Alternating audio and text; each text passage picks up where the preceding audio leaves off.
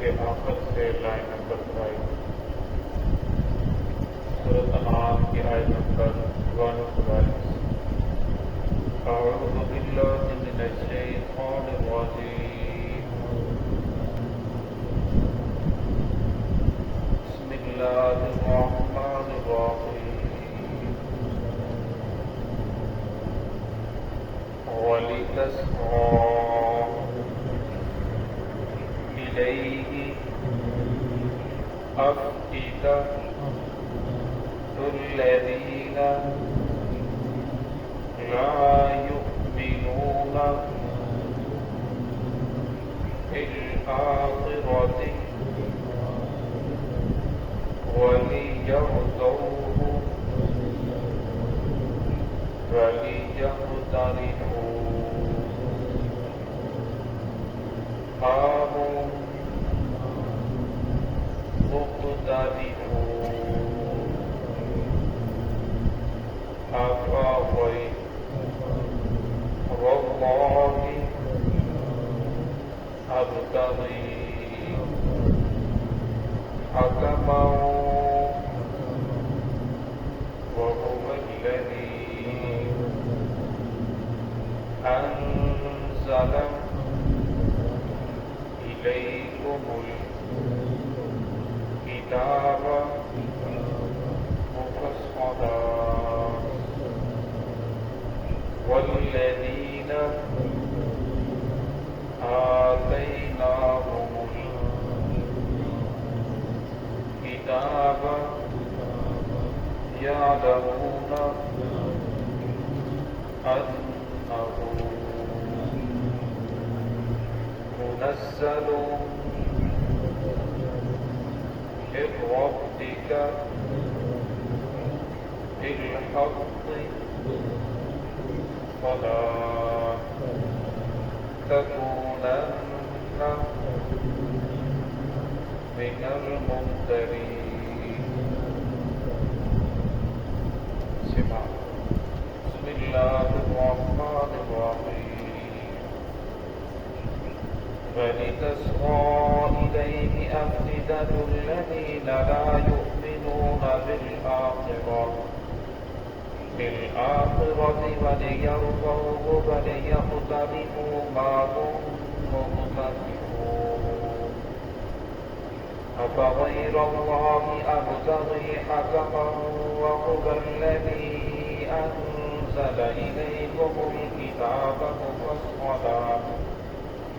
وَالَّذِينَ آتَيْنَاهُمُ الْكِتَابَ يَعْلَمُونَ أَنَّهُ مُنَزَّلٌ مِّن رَّبِّكَ بِالْحَقِّ فَلَا تَكُونَنَّ مِنَ الْمُمْتَرِينَ وَلِتَسْقَىٰ إِلَيْهِ تاکہ مائل ہو اسی کی طرف أَفْئِدَةُ الَّذِينَ دل ان لوگوں کے لا یؤمنون جو ایمان نہیں لاتے بالآخرۃ آخرت پر وَلِيَرْضَوْهُ اور وہ اس پر راضی ہیں وَلِيَقْتَرِفُوا مَا هُم مُقْتَرِفُونَ تاکہ وہ کرے وہی کام جو مجھ کو کر رہے ہیں أَفَغَيْرَ اللَّهِ أَبْتَغِي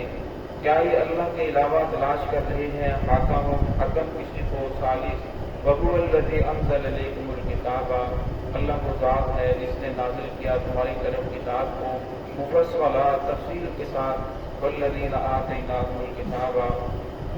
اور وہ لوگ جن کو ہم نے کتاب عطا فرمائی ہے یعلمون وہ جانتے ہیں أَنَّهُ الْحَقُّ أَنَّهُ مُنَزَّلٌ بے شک اس کو نازل کیا گیا ہے مِن رَّبِّکَ آپ کے رب کی طرف سے بالحق کی حق کے ساتھ فَلَا تَكُونَنَّ مِنَ الْمُمْتَرِينَ بس آپ نہ ہو جائیں شک میں پڑنے والوں سے گزشتہ آیات کے اندر ان لوگوں کا تذکرہ ہوا کہ جو ہر دور کے اندر جنہوں نے انبیاء کی مخالفت کی جنات میں سے بھی تھے اور انسانوں میں سے بھی تھے تو انہیں اللہ رب العزت نے مخالفین کو شیاطین قرار دیا شیاطین الانس والجن اور میں جو بھی مخالفت کرنے والے ہیں آپ کی دین کی محمد رسول اللہ صلی اللہ علیہ وسلم کی فرمایا وہ خود بھی شیطان ہیں اور فرمایا لوگوں کو بھی اس کی طرف دعوت دے رہے ہیں تو اس آیت کے اندر فرمایا کہ ان کا مقصد کیا ہے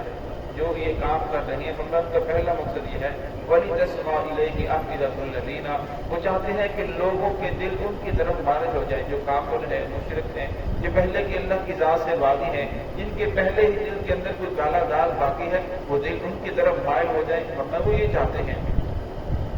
اور فرمایا لا یؤمنون، اللہ نے ارشاد فرما دیا کہ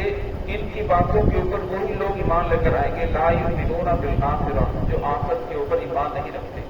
اس آیت کے اندر بہت اہم سبق سمجھایا گیا ہے،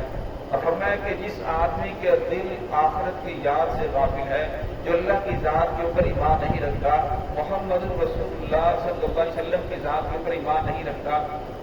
جس کا دل آخرت کی یاد سے قابل ہے، فرمایا اسے تو وہ گمراہ کر سکتے ہیں، وہ تو ان کی بات مان سکتا ہے، لیکن جس کے دل کے اندر اللہ کی یاد باقی ہے، جس کے دل کے اندر محمد رسول اللہ صلی اللہ علیہ وسلم کا طریقہ باقی ہے، جس آدمی کو آخرت کے اوپر یقین ہے، فرمایا یہ آدمی، یہ لوگ اسے گمراہ نہیں کر سکتے، فرمایا جتنی باتیں کر لیں، جتنے میں طریقے کیا کر لیں۔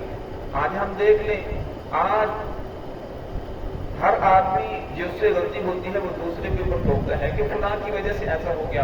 اگر بچوں کو برائی کے اندر ملوث ہو گئے، وہ کہتے ہیں کہ فلاں کے ساتھ ان کی صحبت تھی، جس کی وجہ سے یہ لوگ برے کاموں کے اندر ملوث ہو گئے۔ لیکن اللہ نے ارشاد فرما دیا کہ پہلے اس آدمی کے اپنے دل کے اندر خرابی ہوتی ہے، اور میں جب اپنا دل اللہ کی یاد سے غافل ہوتا ہے، پھر وہ جس آدمی کو جو بھی جس کام کی طرف لگانا چاہے وہ اس کی طرف مائل ہوتا چلا جاتا ہے۔ اور میں اگر آپ نے شروع کے اندر اس کے اوپر محنت کی اور اس کے دل کے اندر اللہ کی یاد کو بٹھا دیا، اس کے دل کے اندر اللہ کی یاد آ گئی، آخرت کا یقین آ گیا، پھر دنیا کی کوئی طاقت اسے بدل نہیں سکتی۔ آج ہم دیکھتے ہیں کتنے جنازے ہیں جو ہمارے سامنے رخصت ہوتے ہیں، کتنے جنازے ہم خود پڑھتے ہیں، کتنے لوگ ایسے ہیں جن کو ہم اپنے ہاتھوں سے قبر کے اندر اتارتے ہیں، لیکن ہمیں اپنی موت کا یقین نہیں ہے،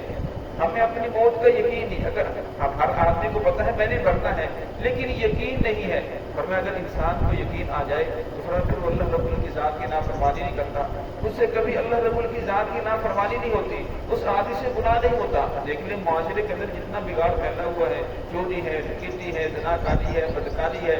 آپ دیکھ لیں تو آپ اپنے آپ کو محفوظ نہیں پاتے، ہر آدمی پریشان ہے۔ فرمایا یہ جو لوگ یہ کام کے اندر ملوث ہیں، کیا انہیں یہ یقین ہے کہ ہم نے مرنا ہے؟ اور میں اگر انہیں یقین آ جائے کہ ہم نے مرنا ہے، اور پھر یہ سارے کے سارے بدعات رسومات، یہ سارا بگاڑ ختم ہو جائے۔ اور میں جب انسان کا اللہ کی ذات سے یقین ہٹ جاتا ہے، محمد رسول اللہ صلی اللہ علیہ وسلم کی ذات سے یقین ہٹ جاتا ہے، تو اس کا آخرت پر یقین نہیں رہتا، اور میں پھر وہ من مانی زندگی گزارتا ہے، من کے اندر جو آیا وہ کر لیا، جو من کے اندر نہ آیا، دل کو نہ مانا، اس کو چھوڑ دیا۔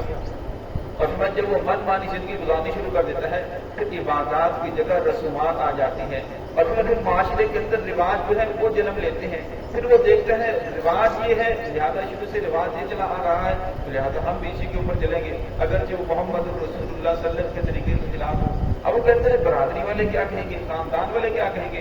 لوگ کیا کہیں گے، اب وہ سمجھتے ہیں یہ غلط ہے، لیکن وہ برادری کی وجہ سے، لوگوں کی وجہ سے اس غلط کام کو کر رہا ہے۔ کیوں؟ اس لیے کہ اس کا دل آخرت سے قابل ہے، آخرت پر یقین نہیں ہے، محمد رسول اللہ صلی اللہ علیہ وسلم کے طریقے کے اوپر یقین نہیں ہے، اللہ کی یاد سے قابل ہے۔ اور جب اس دل کے اندر اللہ کی یاد آ جائے اور یہ دل اللہ کی ذات کے ساتھ جڑ جائے، پھر ہر انسان ہر وہ کام کرتا ہے جو اللہ رب العزت کا فرمان ہو، جو محمد رسول اللہ صلی اللہ علیہ وسلم کا طریقہ ہو، اور پھر وہ ہر قدم کو سنبھال کر رکھتا ہے، اور وہ سمجھتا ہے کہ کہیں ایسا نہ ہو اللہ رب کے ساتھ مجھ سے ناراض ہو جائے، میرا کوئی قدم محمد رسول اللہ صلی اللہ علیہ وسلم کے طریقے کے خلاف نہ ہو جائے۔ تو اللہ رب العزت نے یہاں ضابطہ بیان فرما دیا، اور میں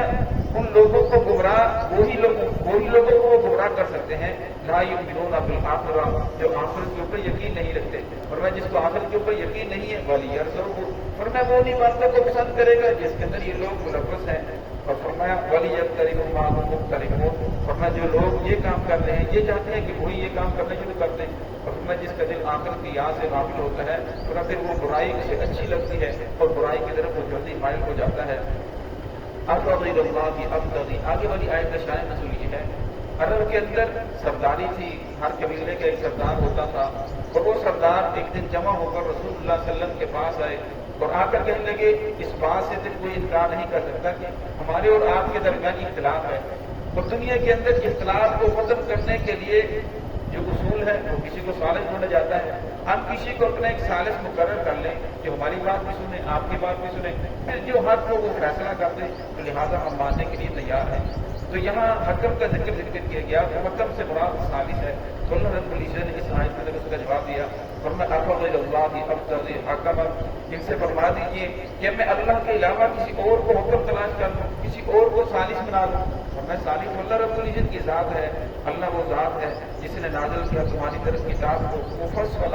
تفصیل کے ساتھ. اب قرآن پاک کو اللہ نے نازل فرمایا, یہ پیدا ہونے سے لے کر بننے تک, اس وقت سے لے کر قیامت تک آنے والی انسانیت کے لیے یہ ایک مکمل ضابطہ حیات ہے. اور ہمیں اس کے مطابق ہر آدمی کے لیے زندگی گزارنا آسان ہے. صرف آسان ہی نہیں, فرمایا یہ قرآن پاک دین جو ہے عین فطرت کے مطابق ہے. جیسی انسان کی فطرت ہے اسی کے مطابق اللہ رب العزت نے احکامات نازل فرمائے, اسی کے مطابق اللہ نے قرآن پاک نازل فرمایا. فرمایا یہ عین فطرت کے مطابق ہے. اگر انسان قرآن پاک کو پڑھتا ہے, سمجھتا ہے, فرمایا اس کا زندگی کا سیدھا ہوتا چلا جاتا ہے. تو یہاں بھی اللہ نے شاہ فرمایا کہ اللہ تو وہ ذات ہے جس نے نازل کیا ہے قرآن پاک کو تمہاری طرف تفصیل کے ساتھ. اب فرمایا اللہ رب العزت نے قرآن پاک کے ذریعے مجھے اوپر حق نازل کر دیا. اب فرمایا میں اللہ کو چھوڑ کر کسی اور کو ثالث بناؤں. اب ان لوگوں کا ذہن یہ تھا کہ ہماری اکثریت ہے, محمد رسول اللہ صلی اللہ علیہ وسلم کے ماننے والے تو بہت کم لوگ ہیں, تو لہٰذا جب ثالث کے اوپر بات آئے گی تو ہمارے میں سے کوئی سردار مقرر ہوگا جو ثالث بنے گا, اور وہ سارا ملبہ محمد رسول اللہ صلی اللہ علیہ وسلم کے اوپر تھوپ دے گا کہ یہ آپ کی وجہ سے سارا بگاڑ ہے, لہٰذا آپ باز آ جائیں, اپنے اس پروگرام کو بند کریں. تو لہٰذا آپ صلی اللہ علیہ وسلم کے اوپر جب ساری بات ڈال دیے گی تو مسئلہ ختم ہو جائے گا. تو اللہ رب العزت یہاں ارشاد فرمایا کہ آپ ان کی باتوں کے اندر نہ آئیں, بلکہ ثالث اللہ رب العزت کی ذات ہی ہے. اور فرمایا ایمان والوں کو اسی کو ثالث ماننا چاہیے جو قرآن پاک نازل کر دیا, یہ بالکل حق ہے. والذین آتیناہم الکتاب, وہ لوگ جن کو ہم نے کتاب عطا فرمائی ہے. یہاں پر فرمایا اگر تمہیں میری بات پہ یقین نہیں ہے, اگر تم ضد کی وجہ سے, اناد کی وجہ سے میری بات ماننے کے لیے تیار نہیں, تو پہلے جتنی قومیں آئیں جن کو اللہ رب العزت نے احکامات نازل کیے, جو اہل کتاب ہیں, قرآن نازل فرمائی, انجیل نازل فرمائی, تو میں ان سے جا کر پوچھ لیں. اس کے اندر قرآن پاک کی ساری باتیں موجود ہیں کہ قرآن اللہ رب العزت ایک آخر نبی بھیجیں گے, اس کے اوپر قرآن پاک نازل فرمائیں گے, تو اس کی یہ نشانیاں ہوں گی, اس کے باپ کے نام یہ ہوگا, اس کے والدہ کا نام یہ ہوگا, فلاں علاقے میں پیدا ہوگا, فلاں علاقے کے اندر ہجرت کرے گا. تو فرمایا ساری کی ساری باتیں وہاں موجود ہیں. فرمایا آپ ان لوگوں سے پوچھ لیجیے. اور فرمایا اہل کتاب کے اندر بھی کچھ منصفل مزاج لوگ تھے, جب ان سے ان لوگوں نے پوچھا تو انہوں نے کہا کہ بالکل محمد رسول اللہ صلی اللہ علیہ وسلم جو دین لے کر آئے وہ بالکل حق ہے, لہٰذا تم اس کو مان لو, قبول کر لو. لیکن وہ خود ماننے کے لیے تیار نہیں تھے. انہی کے بارے میں جب ارشاد فرمایا اتأمرون الناس, کہ لوگوں کو نیکی کا حکم کرتے ہو اور تنسون, اور اپنے آپ کو بھول جاتے ہو. اور لوگوں کو نیکی کی باتیں بتا رہے ہو اور خود اپنے آپ کو بھول رہے ہو. اور وہ کہتے تھے کہ تم تو اسلام قبول کر لو, ہم کیوں نہیں کرتے؟ پہلے بارے کے اس کا جواب موجود ہے. وہ کہتے تھے کہ تم ملازمت کرتے ہو, تم محنت کرتے ہو, اور تمہارے پاس تو تمہارا سرکٹ تو چل رہا ہے, لہٰذا ہم تو کوئی کام نہیں کرتے, ہمارے پاس جو سارا سرکٹ ہے یہ نذرانے آ رہے ہیں, یہ وظائف آ رہے ہیں, تو ہمارا سارا جو سرکٹ ہے زندگی کا دار و مدار اسی کے اوپر چل رہا ہے. اگر ہم نے اسلام قبول کر لیا تو یہ سارا بند ہو جائے گا, لہٰذا ہمارا روزی کا مسئلہ ہے, اس لیے ہم اسے چھوڑنے کے لیے تیار نہیں ہیں. لہٰذا تم محمد رسول اللہ صلی اللہ علیہ وسلم کے دین کو قبول کر لو. تو اللہ نے شاہ فرمایا